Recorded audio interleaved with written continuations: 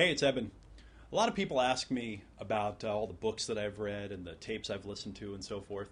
And so before I share with you some very valuable lessons for building your business, let me show you something that is a little dark and a little bit scary. All right? Come with me for a second.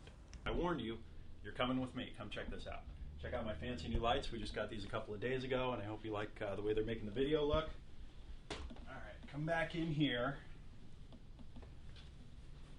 Back into the deep, dark dungeon. Come here. You might want to look down there at what's behind that chair. Just like right behind that chair. You see those little stack of books? Okay. Welcome to my life. Come in here.